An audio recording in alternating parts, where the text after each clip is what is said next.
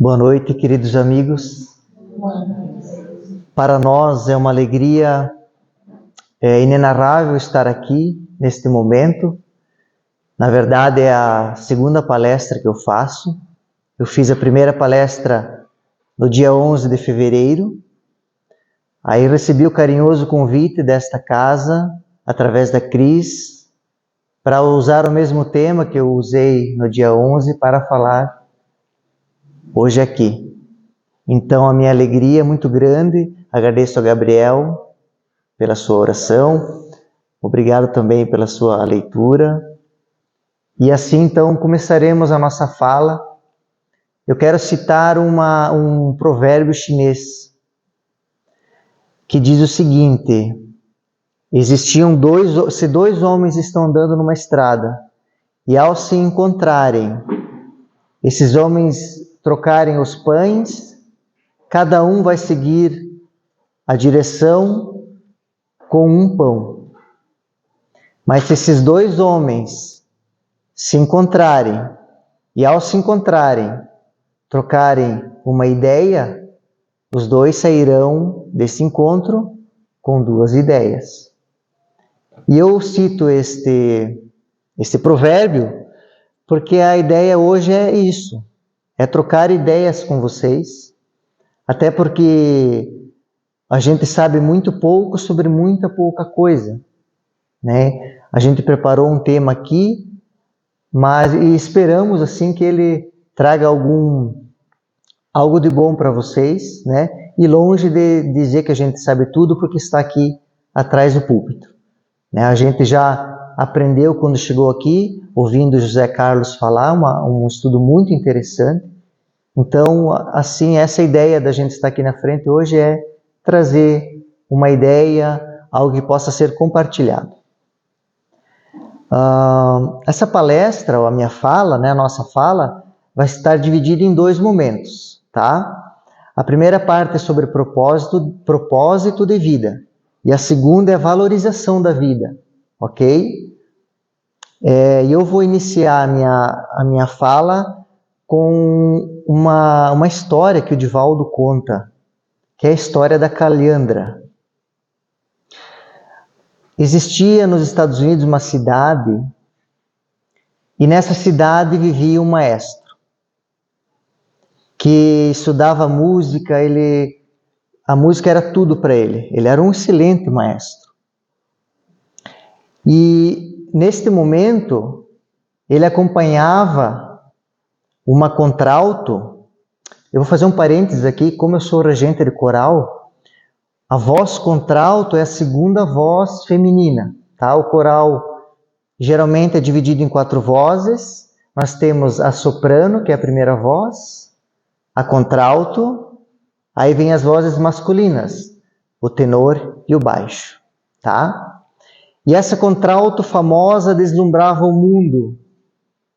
E este maestro, por ser muito bom, estava acompanhando esta cantora. O maestro tinha uma filha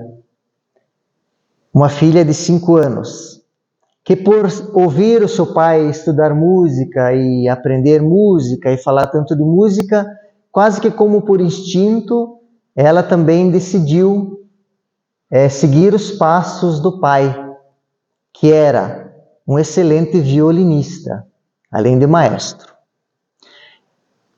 Essa história aconteceu ali por volta de 1930, 1940, nessas décadas aí, tá? E Elizabeth era uma menina muito querida, muito vivaz, carinhosa, mas sentia muitas saudades do pai, porque estava sempre viajando acompanhando esta cantora. Madame Schumann-Heink era uma senhora austríaca. E a Europa e a Nova América, eles lutavam muito para ter no palco esta cantora que deslumbrava o mundo. Na cidadezinha em que vivia Elizabeth, todo ano se fazia um recital, lá num clube que tinha na cidade. e seria o primeiro recital da Elizabeth. Neste recital existiam números de dança, de poesia e de música. E na semana em que aconteceria o recital, Elizabeth recebeu um telegrama. Hoje seria um WhatsApp, mas na época foi um telegrama. Dizendo, o pai dizendo a ela que ele estaria para assistir a sua primeira festa. E que com ele levaria Madame Schoenheim. Madame, como era carinhosamente conhecida esta cantora. Elizabeth ficou ansiosa, porque ela teria na sua plateia modesta uma cantora muito famosa. Os ensaios aconteceram e no dia da apresentação, o pai de Elizabeth chegou, hospedaram a Madame num hotel e a cidade estava assim num nervoso geral, porque sabiam, como a cidade era pequena, que essa cantora estaria presente. Chegou a noite da apresentação, a orquestra já estava colocada, Elizabeth seria a primeira a se apresentar. Ela estava já pronta no palco, o pano de boca do palco se abriu e ela segurava o seu pequeno violino e quando olhou, numa frisa de honra, percebeu Madame. E Madame estava encantadora. Ela usava um chapéu de plumas, ela usava um leque e tudo nela é musical. Tanto é que ela mexia o leque em compasso 2/4, assim conta Divaldo. E ela sentiu encantamento por Madame e quis fazer uma reverência. Só que o maestro não entendeu. Achou que Elizabeth estava dando o sinal para começar. E a orquestra começou. E foi uma tragédia.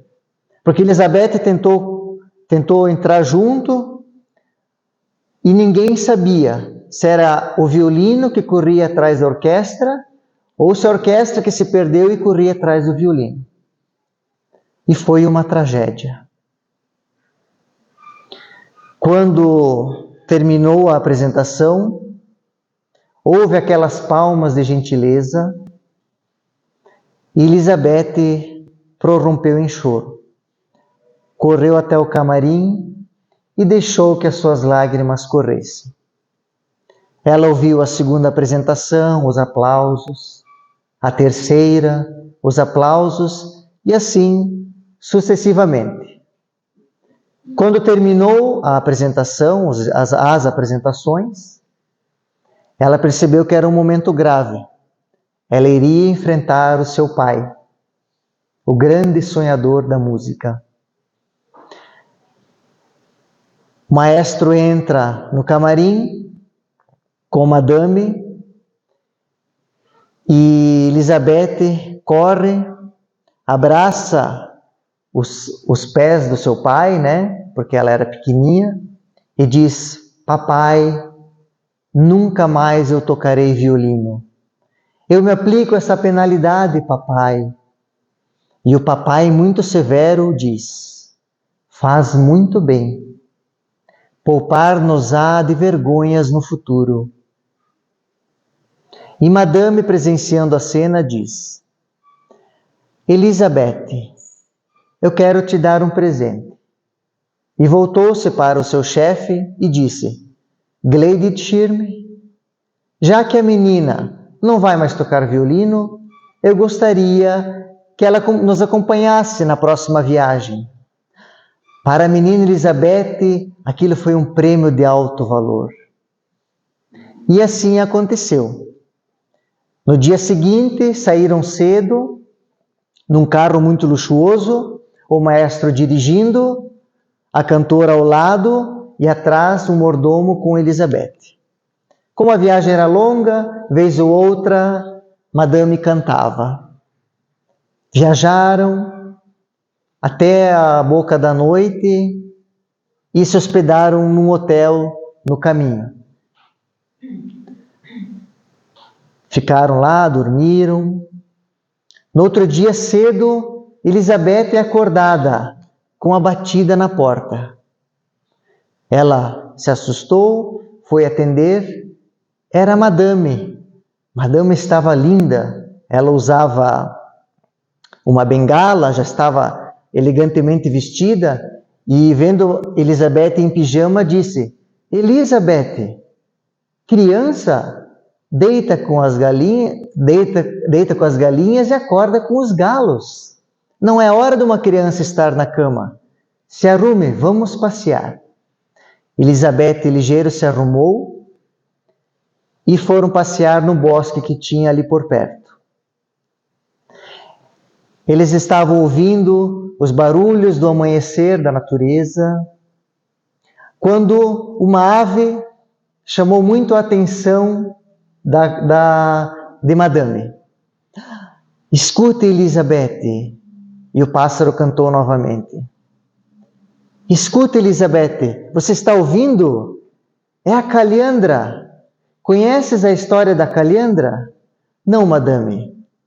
Mas Madame queria ver a avezinha pardacenta que cantava, e com os olhos de lince começou a procurar, de pé ante pé, aonde estava esta ave.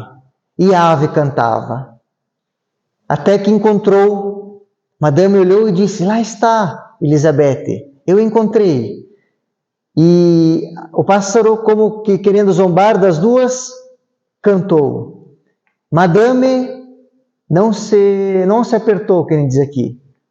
Encheu o pulmão de ar e também cantou, para a surpresa do pássaro. E o pássaro não se intimidou. Cantou para a Madame.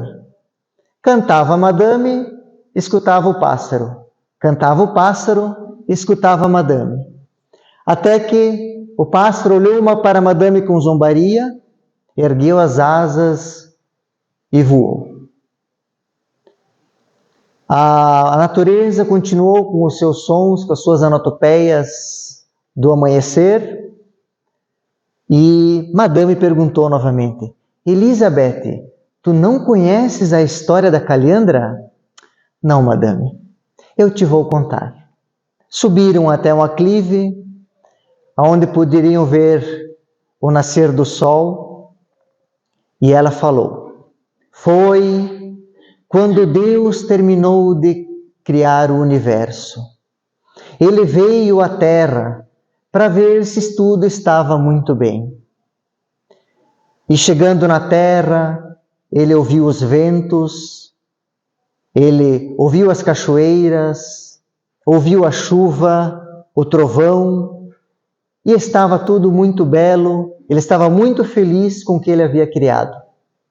Subiu numa planície e ali ele encontrou o homem. O homem estava vergado sobre um arado. O arado fazia sulcos no chão para serem depositadas as sementes. O sol estava a pino. O homem tirou o chapéu, enxugou o suor do rosto e disse: que maldita vida! Deus tomou um choque. Como pode o rei da criação maldizendo a beleza da vida? E ele ficou muito triste. Sentou-se num regato, pegou um pouquinho de lama e como qualquer de nós, que quando está preocupado começa a brincar com a lama, e quando abriu as mãos, ele tinha modelado um pássaro de bico aberto. Ele olhou para o pássaro ainda de barro e disse: tu serás a Caliandra. Eu vou colocar em ti uma flauta de prata, e o ar, atravessando os orifícios, faça com que você cante e leve alegria aonde houver tristeza. Voa, Caliandra! E o pássaro voou. E voou em torno do homem. E parecia que ele estava cantando para o homem. O homem olhou o pássaro e começou a assobiar. Novamente enxugou o suor do rosto e começou a trabalhar. Trabalhava o homem, assobiava o pássaro. Cantava o pássaro, trabalhava o homem. Então, Deus, ali viu que o universo estava completo. Aí Madame perguntou: compreendeste? Elizabeth respondeu: sim, Madame, eu entendi. Eu percebi que Deus fez a calhandra para que não houvesse tristeza na terra. Muito bem. Mas também disse: vai, Madame Schumannheim, canta, deslumbra o mundo com a tua voz. Aonde houver erro, canta o dever. Aonde houver luto, canta a alegria. E onde houver beleza, traduz a glória do meu império, que é o universo. E ela ergueu a voz e começou a cantar novamente. Terminando de cantar, ela disse: a ti, Elizabeth, Deus disse: toca o violino, faz com que essas cordas vibrem e modifiquem o coração da criatura humana. Entendeste? Porque não é em qualquer motivo, não é qualquer dificuldade que eu devo desistir. As dificuldades sempre vão aparecer, mas tu não deves desistir da tarefa que te foi confiada. Eu trago essa história para ilustrar o nosso propósito de vida, que é uma pergunta que nós podemos fazer. Alguns fazem ela mais cedo, alguns um pouco mais tarde, mas é uma pergunta que eu tenho certeza que vocês aqui já fizeram. Qual é o meu propósito de vida? Por que eu nasci? O que eu estou buscando? O que eu estou fazendo dos dias que eu estou passando na Terra? Será que o meu propósito, o que está me motivando, é o trabalho? É a família? São os meus bens? Eu trabalho para ter bens materiais? A superação, às vezes, de uma doença? Por que eu nasci? O que eu estou fazendo da minha existência? E o que eu vou deixar quando eu partir? São perguntas bem interessantes para fazermos. E Jesus, conta conosco para algum trabalho. Você não está aqui em vão. Assim como a Calhandra, assim como Madame, assim como Elizabeth, assim como o Maestro. Todos têm um papel a desempenhar. E eu quero dizer para vocês que a gente não deve usar da nossa pequenez como desculpa, né? Mas eu sei muito pouco, eu não sei quase nada, eu faço muito pouco. Ótimo, já está fazendo. Se é pouco ou se é muito, não importa. Eu gosto de dar o exemplo, por exemplo, da abelha, um animal tão pequenino, e ele não fica questionando, ele vai e faz. Mesma coisa a formiga, Elas têm um propósito e fazem, sem ficar perguntando para quem está fazendo, o porquê. Eles fazem, porque é o seu propósito. Nós ainda temos o discernimento, Eu vou fazer e por que eu vou fazer? Nós já temos essa vantagem, podemos dizer assim, tá? E eu quero trazer para vocês algumas ferramentas que nos ajudam a desempenhar a nossa tarefa, Existem várias. Eu vou trazer aqui algumas para exemplificar, tá? Uma, por exemplo, é a gratidão, Ser grato. Puxa, meu Deus, muito obrigado pelo dia de hoje, pela chuva. Obrigado pelo meu trabalho. Eu não gosto do meu trabalho, mas eu ainda assim tenho um trabalho. É o trabalho, é esse trabalho que eu ainda não gosto muito, que me ajuda a pagar as contas, que me ajuda a criar meus filhos. Então agradeça. Eu vivi uma experiência, esses dias eu fui no mercado e eu agradeci a moça do mercado porque ela estava empacotando as compras. E ela ficou me olhando assim, eu disse, muito obrigado. Ela ficou me olhando assim, ela demorou um tempo para assimilar a gratidão. Daí ela disse, demorou, por nada. E daí ela esperou um pouquinho e disse, é que não estamos acostumados. E aquilo me deixou um pouquinho triste, né? Porque a gratidão está ficando de lado. Então que sejamos nós aqueles que agradecem as pessoas que estão conosco, né? As coisas boas e ruins que nos acontecem, porque as ruins, que para nós é ruim, mas a gente sabe que tudo tem um propósito, nada acontece na tua vida por acaso, é para a tua melhora, né? Quantas pessoas a gente ouve, depois do meu câncer, eu passei a olhar minha vida de uma outra maneira, né? Várias vezes eu já ouvi isso. Então, é uma dificuldade, né? A gente fala muito no movimento espírita, se não é pelo amor, é pela dor. Nós, infelizmente, ainda somos impulsionados muito pela dor, né? Vai chegar o dia que tudo vai ser pelo amor, mas ainda não estamos nesse patamar. A esperança, né? Paulo Freire fala uma frase muito interessante.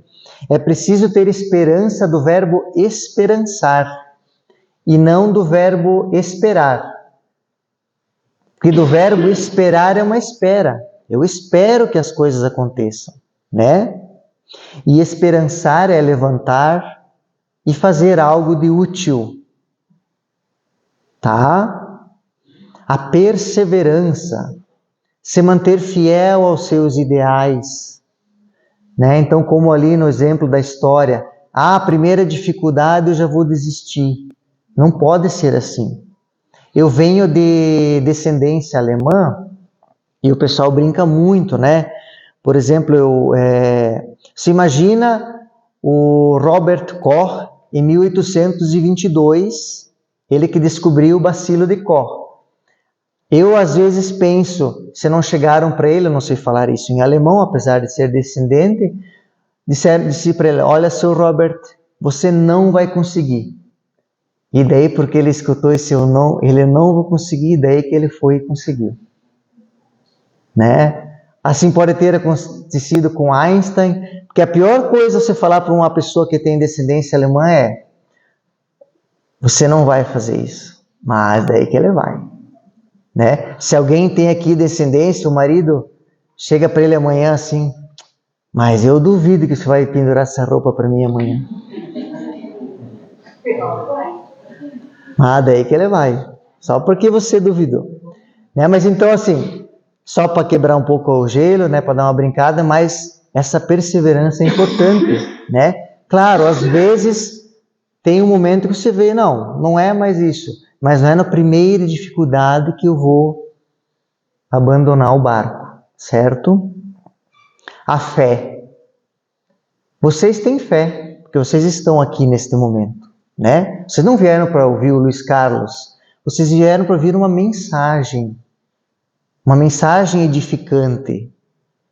Então essa fé impulsiona vocês. Que bom, né? E eu gosto de, na fé, quando falo da fé, trazer a fala de Jesus em Mateus, capítulo 11, versículos 28 a 30. Vinde a mim todos os que estáis cansados e sobrecarregados, e eu vos aliviarei. Tomai sobre o meu jugo e aprendei de mim, porque sou manso e humilde de coração. E achareis descanso para a vossa alma, porque o meu jugo é suave e o meu fardo é leve. E como é reconfortante você saber disso. Alguém como Jesus, eu posso, não é mais aquela figura de 2000 anos que foi crucificada, mas que está entre nós, através de amigos abnegados, e que se preocupa com a nossa evolução, se alegra com a nossa alegria. Eu acho isso muito reconfortante, um espírito dessa envergadura estar preocupado comigo neste momento. E isso é ter fé. É depositar os teus medos, as tuas angústias em alguém maior. Isso faz bem. Você, numa prece, quando você está aflito, né? Puxa, eu tenho uma prova amanhã. É claro, se você não se preparar, você não vai se dar bem na prova. Mas mesmo se preparando, a gente fica aflito, né? Fica nervoso. É um concurso, uma prova de um concurso. Eu preciso desse emprego, né? Eu tenho um familiar doente, a aflição é um pouco natural, né? Mas nesse momento, pedir uma prece, né? Em prece, que você seja amparado, com certeza você vai ser.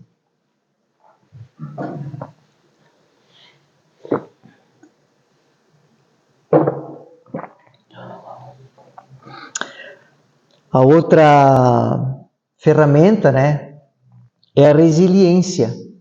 A resiliência na física é a propriedade de alguns corpos que tendem a retornar à forma original depois de terem se submetido a algum impacto. Por exemplo, né, o vidro, ele não tem resiliência. Se você bater nele, ele quebra. A borracha já é um objeto mais resiliente. Ela se bate, mas quando ela volta, né? E no sentido figurado, né, os psicólogos usam muito isso, é a capacidade de você se recobrar e se adaptar às mudanças, né? Então você passa por uma situação de estresse, como falamos, uma doença, às vezes a desencarnação do ente querido, que sempre é uma coisa muito difícil, né? Neste momento nosso de entender às vezes, ou por mais que você entenda, né? A gente acredita, nós espíritas acreditamos, temos certeza de que a pessoa não morreu, ela só passou para outro plano, mas nós não temos mais ela para abraçar, para ouvir, para conversar. Isso gera uma saudade, né? Então essas situações aí você ser resiliente, você andar conforme a coisa vai indo, né? E o Fernando Fernandes é um psicólogo, ele diz, né? A gente voltar o que era de uma forma sendo mais forte, mas não mais rígido. Eu estou mais forte, eu passei por isso, eu aprendi com isso, tá?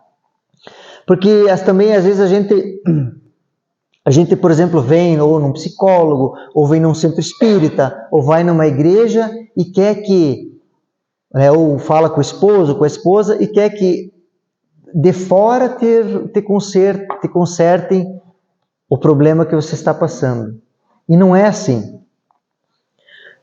Como falei, é importante você buscar algo, né, uma orientação, né, mesmo a prece e tudo, mas é dentro de você, é a tua mudança que vai fazer você melhorar, né? As coisas vêm para você melhorar.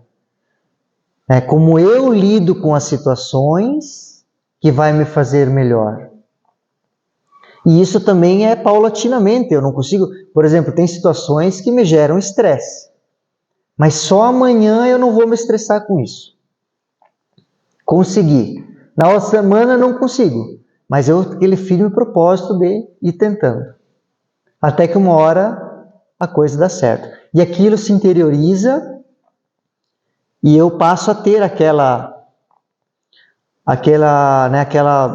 essa coisa que eu trabalhei, né? Aquilo que eu estava precisando.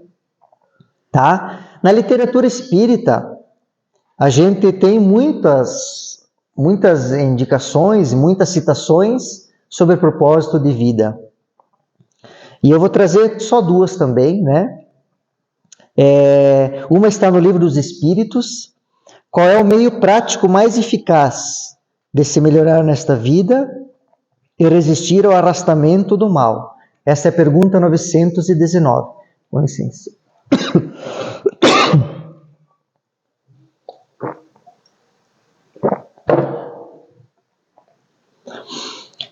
E a resposta é: um sábio da antiguidade já vos disse, conhece-te a ti mesmo, né?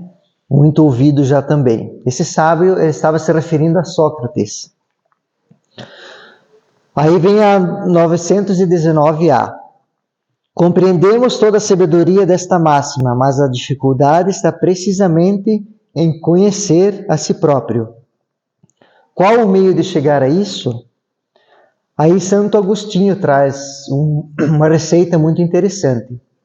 Faze como eu fazia quando eu estava na terra.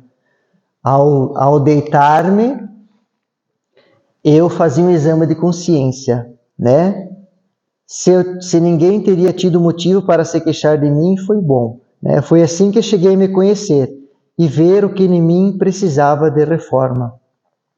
Aquele que todas as noites lembrasse de todas as suas ações e se perguntasse o que fez de bem ou de mal, pedindo a Deus ou ao seu anjo guardião que o esclarecesse, adquiriria uma grande força para se aperfeiçoar. E a resposta continua, ela é uma resposta um pouco longa, mas tem só uma parte que me chama a atenção. O conhecimento de si mesmo é, portanto, a chave do melhoramento moral, individual. O conhecimento de si mesmo é, portanto, a chave do melhoramento individual. Então não adianta, é você olhar para dentro, sabe aquela má tendência que você tem, que todos temos, é olhar para ela, não tem jeito. Entrar em contato com ela, tá? Eu gosto de brincar, por exemplo, se ela fosse fazer uma serenata para você, ela chegaria em você e cantaria assim: não adianta nem tentar me esquecer. Aí, porque ela sabe que a gente acredita nas encarnações, ela continuaria, né? Durante muito tempo em suas vidas eu vou viver, né? Então é isso. Não, isso aqui eu não consigo resolver. Alguma coisa isso aqui é demais para mim. Tudo bem, só que é bem isso. Você pode até agora, nesse momento, né, até dizer, não adianta me esquecer. Em algum momento você vai ter que lidar comigo, né? E quando é o melhor momento? É agora. Na medida do possível, passo a passo, ir se melhorando. Se não conseguiu melhorar tudo, não tem problema. Mas se você chegou lá no outro lado, né, olha a ficha lá, poxa, realmente você tinha isso, ia ficar fazendo um monte disso, isso, se fosse para falar de mim, mas isso você já arrumou. Que bom, já valeu. Né? Então é isso, gente. E sabe, é legal você ter essa calma com você, essa paciência com você. Porque às vezes a gente preocupa, você tem que ter paciência com os outros, é porque os outros, e você? Paciência com você mesmo. Né? Isso é super importante. Gostar de si mesmo. Aí isso daria outra palestra já. Né? Mas é super importante o amor próprio. Conhecer-se a si próprio e amar-se. Tá? A segunda parte é um pouco mais rápida. É a valorização da vida.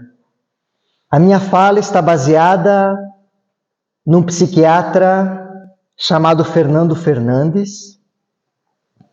Hoje com o Instagram eu entrei em contato com ele, hoje nos dias de hoje eu quero dizer, né? E ele me permitiu usar esta fala, então por isso que eu estou citando aqui, tá? Ele usou isso para falar sobre depressão e suicídio. Esses dois pilares que ele considera assim, para se ajudar. Só que isso dá para se estender para outras coisas também, né? E um dos pilares que ele cita, que ele acha importante para você, né, valorizar a vida, a sua e de outrem, é o ouvir, saber ouvir. A pessoa chega começa a contar um problema e você dar atenção. Olhar nos olhos, se possível. Às vezes não precisa falar nada. Ai, mas o que eu vou falar quando ela terminar? Tem coisas que não precisa. Eu gosto de fazer a comparação, por exemplo, com a bexiga. A pessoa vem, ela está cheia. Quando ela começa a falar, ela começa a esvaziar. E isso faz um bem enorme. Então você ouvir. Se você tiver alguma inspiração, dê um conselho. Né? Se você tem intimidade para dar um conselho para essa pessoa, que bom. As casas hoje têm, né, a conversa fraterna. Quantas pessoas são ajudadas só de serem ouvidas? Né? A pessoa, ela faz uma catarse daquilo que às vezes está incomodando ela. E isso faz muito bem. Então, ouvir sem julgamentos, né? Às vezes a gente começa, nossa, mas você fazendo isso, ou nossa, eu não pensei que você pensava assim. Só escute. E se vir uma inspiração, fale, ajude. Mas só o fato de você já ter escutado, pode ter certeza que você já ajudou muito. E outro dos pilares que ele cita é os vínculos. Foi feita uma pesquisa de mais de 30 anos pela Universidade de Harvard, em Boston, nos Estados Unidos. E a pesquisa, o objetivo da pesquisa era descobrir o que fazia uma pessoa feliz. É uma pesquisa interessante. O que faz o ser humano ser feliz, né? Uma pesquisa audaciosa e muito interessante. Porque todos buscamos a felicidade. De várias maneiras diferentes, mas em geral um ser humano quer ser feliz. E eu acho isso muito bacana também. E aí, vou resumir, né, porque foram 30 anos de pesquisa, mas aí eles chegaram à conclusão de o que será que faz o ser humano, a pessoa ser feliz. Aí eles foram perguntando, né? Eles viram que em 30 anos, será que o sucesso profissional e financeiro seria motivo de felicidade? Eles viram que não era. A saúde, então. A pessoa está com 150 anos e está correndo uma maratona. Também não era tão importante. A saúde mental, né? Você ter uma boa idade e estar ainda ativo, né? Bem de saúde mental, também não era tão importante para a felicidade. O estudo, então. A pessoa é PhD do PhD do PhD. Sabe tudo sobre aquilo. Também não era ainda o fator preponderante para a felicidade. E aí eles chegaram à conclusão, de 30 anos de pesquisa, que o que mais deixa a pessoa feliz são os vínculos. Os vínculos familiares, os vínculos de amizade, vínculos no trabalho. Então, quanto mais vínculos a pessoa tem, mais feliz ela é. Essa foi a conclusão que eles chegaram. E como é bom você ter na sua casa pessoas que você se dá bem, no seu trabalho pessoas que você se dá bem, né? Então, valorizem os vínculos. Eu dou exemplo de um amigo meu que eu sou músico, né? E nós íamos fazer um evento e ele pediu para mim trocar por outra pessoa, porque ele foi buscar o avô dele que estava doente, não sei o quê. E daí eu lembrei dessa minha fala, dos vínculos. Né? Que bonito isso. Hoje o neto, né, porque tem um vínculo com o avô, foi buscá-lo no hospital. Não era muita coisa. Mas se não tivesse o vínculo, né? Então ali, naquele momento, o vínculo fez uma diferença. Tá? Então assim, não, vou fazer por interesse, então vou cuidar dos meus vínculos para... Não. É uma faca de dois, né? Tem dois lados. eu me vinculo as pessoas se vinculam a mim e nós fazemos bem umas às outras. Tá? E para terminar, como eu disse que eu sou regente do coral, eu não vou cantar para vocês. Por isso que eu sou regente, né? Dizem que o regente que não sabe cantar, ele vira regente. Tá? Mas eu vou trazer a letra de uma música que a gente canta lá que se chama Esperança. Eu não sei quem que é o compositor. Tá? No tempo da faculdade, o meu professor de música passou essa letra pra gente, essa música. E eu perguntei para ele, né? Olha, Fernando, você não sabe? Não sabe. Não, a gente não sabe quem que é o compositor, quem que fez o arranjo. Mas eu vou trazer aqui a letra para a gente refletir e para encerrar a nossa fala de hoje, tá? A música diz assim, ó: depende de nós o que fazemos de nossas vidas. Depende de nós o amanhã e o que virá depois. Então, bem isso que a gente vem falando aqui desde o começo da nossa fala. Depende muito de mim se eu quero um amanhã melhor. Das escolhas que eu faço. Do que eu faço realmente e do que eu deixo de fazer também. Eu acredito no futuro, pois existe amor.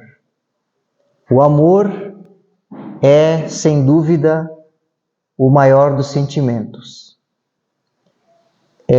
Eu me atrevo a falar, isso é uma opinião pessoal, que nós ainda não aprendemos a amar todo o amor que é possível, mas devido à nossa condição moral, né?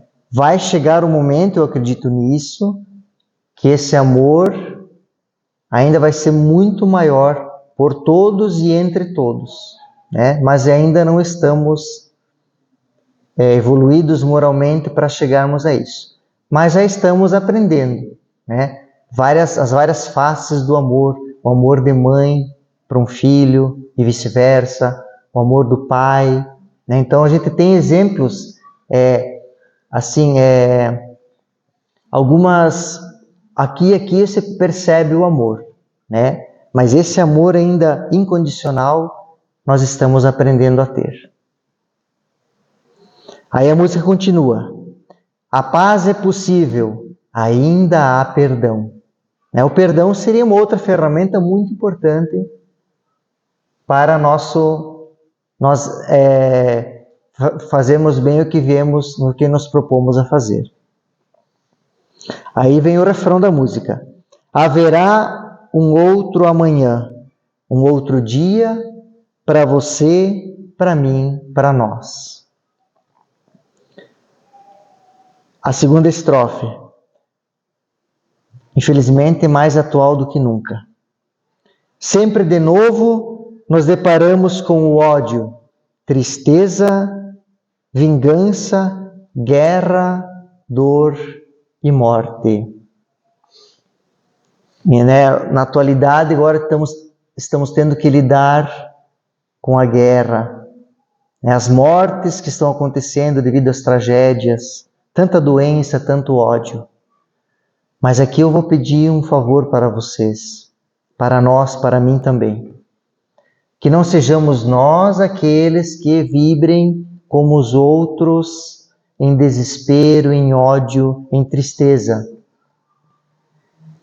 Que nós, pelo que conhecemos, possamos vibrar coisas boas. E a tua vibração, com a vibração dele, com a minha, junto com os amigos espirituais, vai fazer com que a Terra mude. Fazer um parênteses aqui, a gente fala muito agora, o planeta está se regenerando, o planeta vai se regenerar. Quando vai ser isso? Quando você se regenerar. Eu me regenero, o meu vizinho vê que o Luiz mudou, a minha esposa, mas isso sai desse corpo, porque esse corpo não te pertence, esse cara não é o cara que eu casei há 20 anos atrás.